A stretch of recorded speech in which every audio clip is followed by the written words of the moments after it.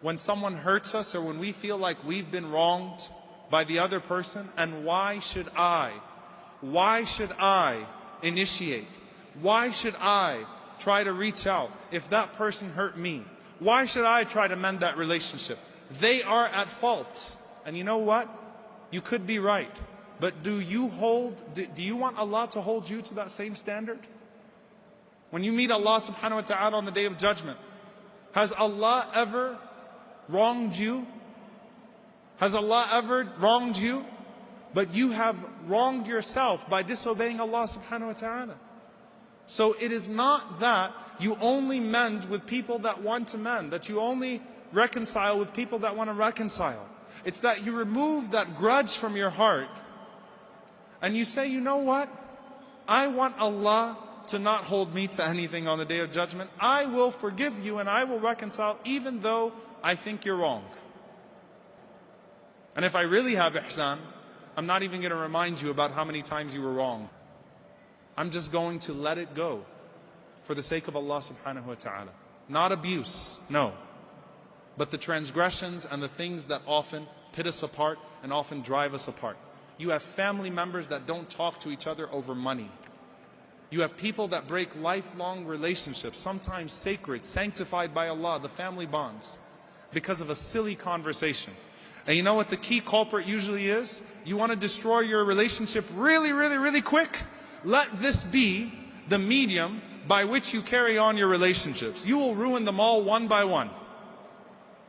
When you don't have serious conversations with people in person and you restrict them to emails and WhatsApp messages and take shots at people through Facebook, you know, it's like when it's funny when husbands and wives are getting into debates or when husbands and wives are not going well and the whole world knows it.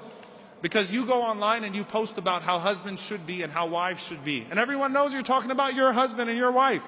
That's not the way to fix a relationship. An email is not the way to fix a relationship. A WhatsApp message or a text message is not the way to fix a relationship. Learn to talk to people. Carry your relationships like humans, without the robots in between, without the technology in between.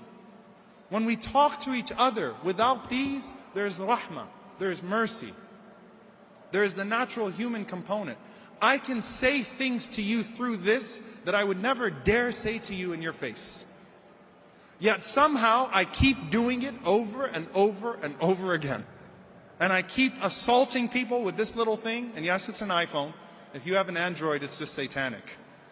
Your words are so much worse when it's not an iPhone. I hope I get paid for that one. I need to stop resorting to this, and I need to resort to this.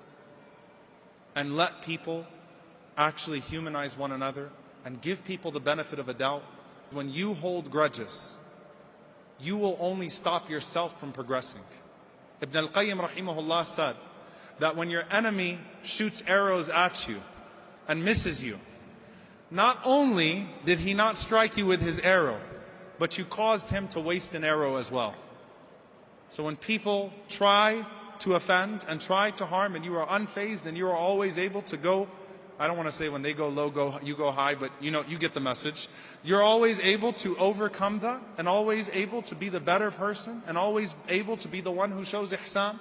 Not only have you not been struck by the arrow, you caused that person to waste an arrow, to possibly reassess and to reevaluate the way they carry themselves.